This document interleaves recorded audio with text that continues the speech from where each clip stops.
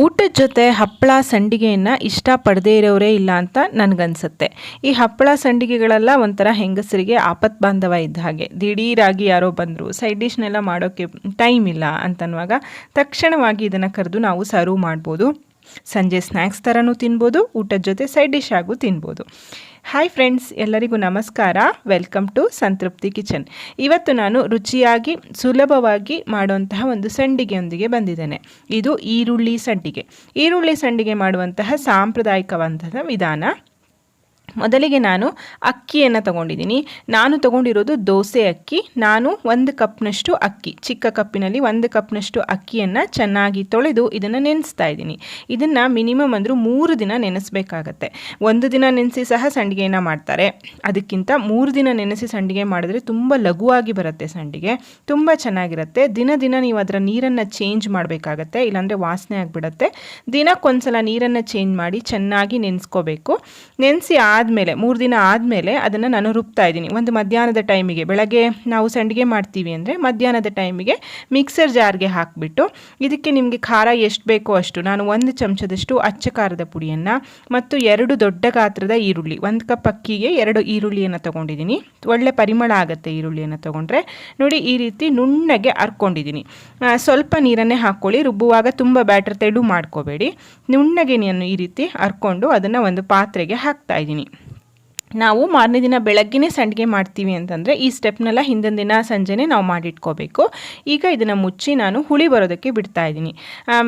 ಇದು ಬೆಳಗ್ಗೆ ಆಗೋಷ್ಟೊತ್ತಿಗೆ ನೋಡಿ ಈ ರೀತಿ ಚೆನ್ನಾಗಿ ಹುಳಿ ಬಂದಿರುತ್ತೆ. ಇದು ಅಕ್ಕಿ ಬೇರೆ 3 ದಿನ ನೆನೆಸಿರೋದ್ರಿಂದ ತುಂಬ ಚೆನ್ನಾಗಿ ಹುಳಿ ಬಂದಿರುತ್ತೆ.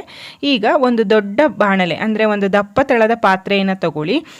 ಇದಕ್ಕೆ ನೀರನ್ನು ಸೇರಿಸೋದಿದೆ, ಹಾಗಾಗಿ ನೀವು ಜಾಸ್ತಿ ಪ್ರಮಾಣದನ್ನು ಮಾಡಿದ್ರೆ ನಿಮ್ಮ ಹತ್ರ ಎಷ್ಟು ದೊಡ್ಡ ಪಾತ್ರೆ ಇದೆಯೋ ಅಷ್ಟನ್ನು ತಗೊಳ್ಳಿ. ನಾನು ಈ ಲೋಟದಲ್ಲಿ ಅಕ್ಕಿಯನ್ನು ತಗೊಂಡಿದ್ದೆ.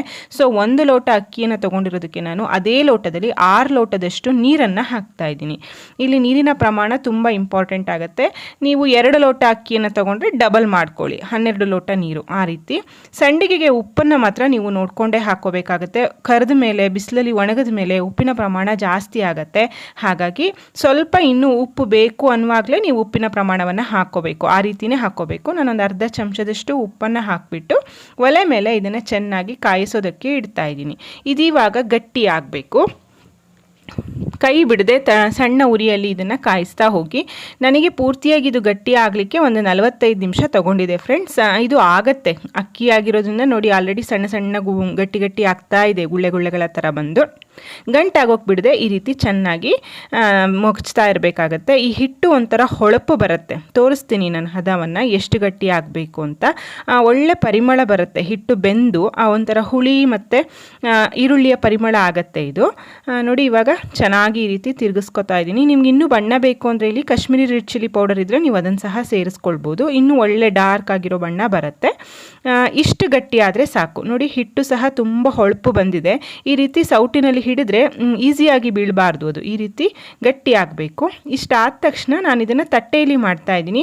ಪರ್ಸ್ನಲಿ ಹೇಳೋದಾದರೆ ನಿಮ್ಮ ಹತ್ರ ಪ್ಲಾಸ್ಟಿಕ್ ಶೀಟೆಲ್ಲ ಇದ್ದರೆ ಅದರಲ್ಲೇ ತುಂಬ ಚೆನ್ನಾಗಾಗತ್ತೆ. ನನ್ನ ಹತ್ರ ಇರಲಿಲ್ಲ, ಸೊ ನಾನು ಈ ರೀತಿ ಮನೇಲಿರುವಂತಹ ದೊಡ್ಡ ಪ್ಲೇಟಿಗೆ ಸ್ವಲ್ಪ ಎಣ್ಣೆ ಮತ್ತು ನೀರು ಎರಡನ್ನ ಸವರ್ಕೊಂಡಿದ್ದೀನಿ. ಬರೀ ಎಣ್ಣೆನ ಸವರ್ಬಿಟ್ರೆ ಏನಾಗುತ್ತೆ, ಸಂಡಿಗೆ ಎಣ್ಣೆ ಥರ ಕಂದು ವಾಸನೆ ಬಂದಂಗೆ ಆಗುತ್ತೆ ಸ್ವಲ್ಪ ದಿನ ಆದಮೇಲೆ. ಸೊ ಎಣ್ಣೆ ನೀರು ಎರಡನ್ನೂ ಸೇರಿಸಿ ಅದ್ರ ಮೇಲೆ ಕೈನಲ್ಲಿ ಚೆನ್ನಾಗಿ ಹಚ್ಕೊಂಡು ನಾನು ಈ ರೀತಿ ಸ್ಪೂನ್ನಲ್ಲೇ ಹಾಕ್ತಾ ಇದ್ದೀನಿ. ಬಿಸಿ ಇರೋದ್ರಿಂದ ಸ್ವಲ್ಪ ತಣ್ಣಗಾದ್ಮೇಲೆ ನೀವು ಕೈನಲ್ಲಿ ಸಹ ಹಾಕ್ಕೋಬೋದು. ಇನ್ನೂ ಸಹ ಜಸ್ಟ್ ಡ್ರಾಪ್ ಥರ, ಬಿಂದು ಸಹ ದರ ಬೇಕಾದರೂ ನೀವು ಸಂಡಿಗೆನ ಬಿಟ್ಕೊಳ್ಬೋದು. ಈ ಥರ ಮಾಡಿದ್ರೆ ಸ್ವಲ್ಪ ದೊಡ್ಡ ಸಂಡಿಗೆಗಳು ಆಗುತ್ತೆ. ಇಲ್ಲಾಂದರೆ ಚಿಕ್ಕ ಹಪ್ಪಳದ ಥರ ಸ್ಪ್ರೆಡ್ ಮಾಡಿ ಸಹ ನೀವು ಮಾಡ್ಬೋದು. ನೋಡಿ, ನಾನು ಎಲ್ಲದನ್ನೂ ಪ್ಲೇಟಿಗೆ ಹಾಕ್ಕೊಂಡಿದ್ದೀನಿ. ಇದು ತುಂಬ ಚೆನ್ನಾಗಿ ಒದಗತ್ತೆ ಫ್ರೆಂಡ್ಸ್. ನಾನು ಚಿಕ್ಕ ಕಪ್ಪಿನಲ್ಲಿ 1 ಕಪ್ನ ಅಕ್ಕಿ ಹಾಕಿದ್ರೂ ಸಹ ನೋಡಿ ಇಷ್ಟೊಂದು ಸಂಡಿಗೆಗಳು ಆಗಿದೆ. ಸೊ ನೀವು 2 ಬ್ಯಾಚ್ನಲ್ಲಿ ಮಾಡ್ಕೊಳ್ಬೋದು. ಒಂದೇ ಸಲ ಆದರೆ ಮೊಗ್ಚೋದಕ್ಕೆ ಕಷ್ಟ ಆಗುತ್ತೆ. ಹಾಗಾಗಿ ಬೇಗ ಸ್ವಲ್ಪ ಬೆಳಗ್ಗೆನೇ ಎದ್ದು 8-8:30 ಒಳಗಡೆ ನೀವು ಈ ಸಂಡಿಗೆ ಕೆಲಸವನ್ನು ಮುಗಿಸ್ಕೊಳ್ಬಿಡ್ಬೋದು. ನೋಡಿ, 2 ದಿನ ಚೆನ್ನಾಗಿ ಬಿಸಿಲಲ್ಲಿ ಒಣಗಿಸಿದ ಮೇಲೆ ಈ ರೀತಿ ಚೆನ್ನಾಗಿ ಇದು ಒಣಗಿದೆ. ಇದನ್ನು ಸಹ ನಾನು ಪ್ಲೇಟ್ನಲ್ಲಿ ಇಟ್ಟು 1 ದಿನ ಬಿಸಿಲಲ್ಲಿ ಒಣಗಿಸ್ಕೊತೀನಿ. ಈ ರೀತಿ ಚೆನ್ನಾಗಿ ಒಣಗಿದೆ. ಇದನ್ನು ವರ್ಷಗಳ ಕಾಲ ಸ್ಟೋರ್ ಮಾಡಿ ಇಡ್ಬೋದು, ಏನೂ ಆಗೋದಿಲ್ಲ. ನೋಡಿ, ಇವಾಗ ಕರೆದ ಮೇಲೆ ನಾನು ತೋರಿಸ್ತೀನಿ ಯಾವ ರೀತಿ ಚೆನ್ನಾಗಿ ಉಬ್ಕೊಂಡು ಬರುತ್ತೆ. ಎಣ್ಣೆ ಚೆನ್ನಾಗಿ ಕಾದ್ಮೇಲೆ ಇದನ್ನು ಕರ್ಕೊಂಡ್ರೆ ಆಯಿತು. ಇದೇ ರೀತಿ ನೀವು ಬೆಳ್ಳುಳ್ಳಿಯನ್ನು ಸಹ ಹಾಕಿ ಬೆಳ್ಳುಳ್ಳಿ ಸಂಡಿಗೆಯನ್ನು ಮಾಡ್ಕೊಳ್ಬೋದು. ನಾನು ಆಗಲೇ ಹೇಳಿದಾಗೆ ಒಂದೇ ದಿನ ಅಕ್ಕಿಯನ್ನು ನೆನೆಸಿ ಸಹ ಕೆಲವರು ಮಾಡ್ತಾರೆ. ಅದಕ್ಕಿಂತ ಮಾಡೋದಕ್ಕಿಂತ ನೀವು 3 ದಿನ ಅಕ್ಕಿಯನ್ನು ನೆನೆಸಿ ಮಾಡಿ ಸಂಡಿಗೆ ತುಂಬ ಲಘುವಾಗಿ ಬರುತ್ತೆ, ತುಂಬ ಚೆನ್ನಾಗಿರುತ್ತೆ. ಮತ್ತು ಇಲ್ಲಿ ಇನ್ನೊಂದು ಟಿಪ್ಪನ್ನು ಕೊಡೋದಕ್ಕೆ ಇಷ್ಟಪಡ್ತೀನಿ. ನೀವು ಇಲ್ಲಿ ಖಾರದ ಪುಡಿಯನ್ನು ಬದಲಾಗಿ ಹಸಿಮೆಣಸನ್ನು ಸಹ ಹಾಕ್ಬೋದು. ಆ ಥರ ಸಹ ನಾನು ಮಾಡಿದ್ದೆ, ಬಟ್ ನಾನು ಅದನ್ನು ವಿಡಿಯೋ ಮಾಡಲಿಲ್ಲ.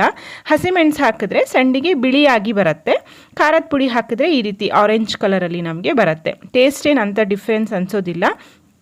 ಆ ಥರ ಒಂದು ಬ್ಯಾಚು, ಈ ಥರ ಒಂದು ಬ್ಯಾಚು ಮಾಡಿಟ್ಕೊಳ್ಬೋದು. ಖಂಡಿತ ಈ ರೆಸಿಪಿಯನ್ನು ಟ್ರೈ ಮಾಡಿ ನೋಡಿ ಫ್ರೆಂಡ್ಸ್, ತುಂಬಾ ರುಚಿಯಾಗಿ ಇರುತ್ತೆ. ನಿಮಗೆ ಈ ವಿಡಿಯೋ ಇಷ್ಟ ಆಗಿದ್ರೆ ದಯವಿಟ್ಟು ಲೈಕ್ ಮಾಡಿ, ಈ ವಿಡಿಯೋವನ್ನು ನಿಮ್ಮ ಫ್ರೆಂಡ್ಸ್ ಆ್ಯಂಡ್ ಫ್ಯಾಮಿಲಿ ಜೊತೆ ಶೇರ್ ಮಾಡಿ. ಮತ್ತೊಂದು ಅಡುಗೆಯೊಂದಿಗೆ ಮತ್ತೆ ಬರ್ತೀನಿ. ಧನ್ಯವಾದಗಳು.